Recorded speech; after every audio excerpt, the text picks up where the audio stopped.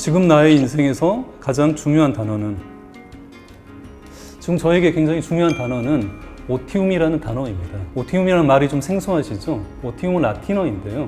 내 영혼을 기쁘게 하는 능동적 여가 활동을 오티움이라고 얘기를 합니다. 많은 사람들이 행복을 일이나 관계에서 찾으려고 하시는데요. 정작 일과 관계에서 행복을 느끼기는 어렵습니다.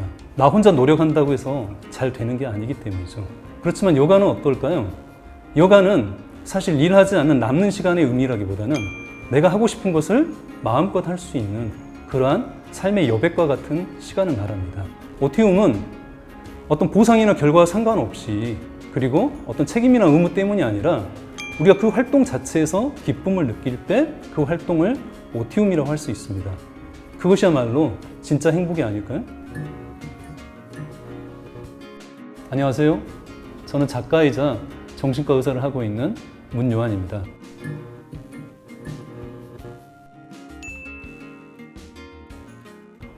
내게 가장 완벽한 하루. 이 질문을 들으니까 생각나는 기억이 있는데요. 제가 2014년도에 남아메리카 하단부를 파타고니아라고 이야기를 하는데요. 파타고니아 트레킹을 간 적이 있었습니다. 그래서 계속 하루 종일 날마다 이제 걷는데 어느 날 하루, 그날은 굉장히 호수 앞에서 제 자신이 없어지는 것 같은 그런 경험을 했습니다. 그래서 사실은 책이나 다른 분들 이야기 속에서 어떤 깨달음이랄지 무아 상태랄지 무라일체라는 어떤 이런 경험들을 사실 머리로만 알고 있었지 제 자신이 이렇게 직접적으로 경험할 거라고 상상조차 못했었는데, 그날은 제 자신의 어떤 자의식 자체가 좀 없어지고 제 자신이 좀 먼지처럼 이렇게 흩어져서 사라지고 어디에도 내가 없는 것 같은 느낌? 혹은 반대로 이야기를 하면 어디에도 다 내가 스며들어 있어서 내가 어디에도 있다는 어떤 이런 느낌들이 좀 들었던 것 같아요. 그래서 정말 또 무라일체였던 그런 경험들을 그때 처음 경험을 했었고요.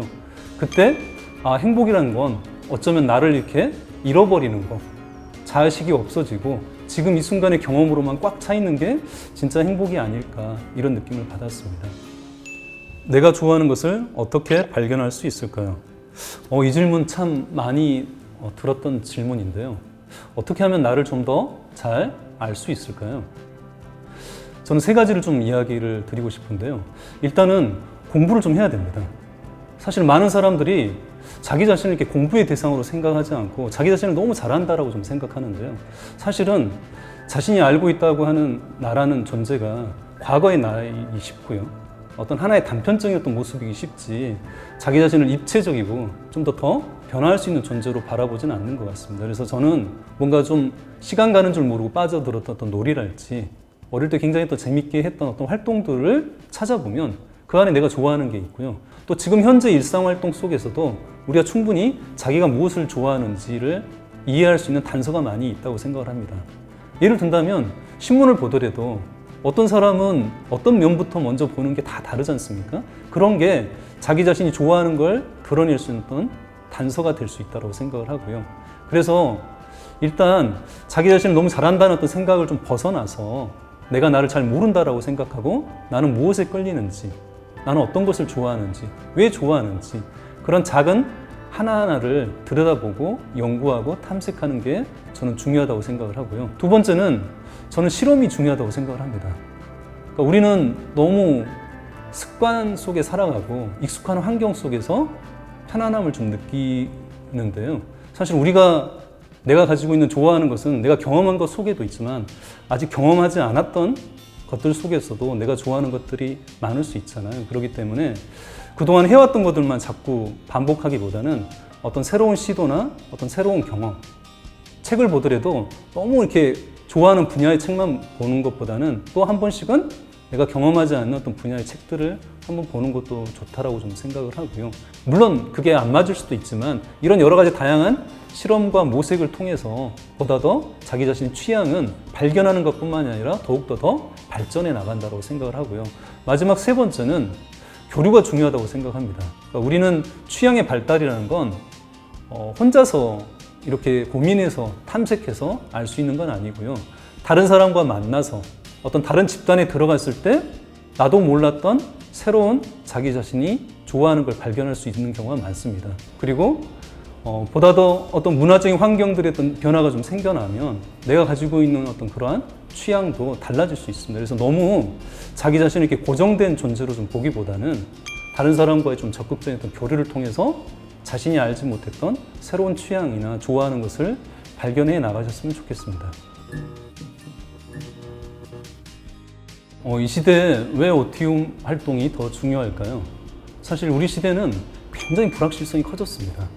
미래가 어떻게 펼쳐질지 정말 예측하기 힘들죠.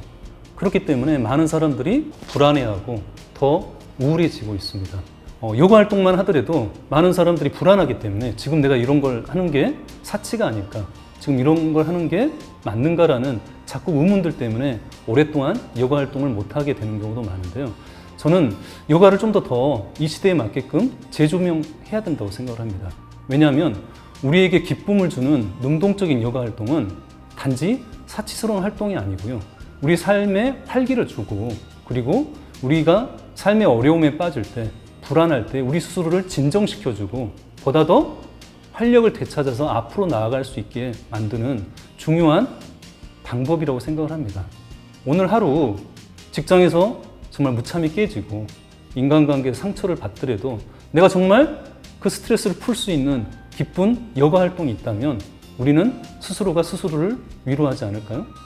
아이 때는 사실 어른이 얼마든지 아이가 울면 위로해주고 달래줄 수 있지만 어른이 되면 기본적으로 누군가 나를 위로해주기보다는 우리 자신이 스스로가 위로해 나갈 수 있는 능력이 무엇보다도 필요하고요.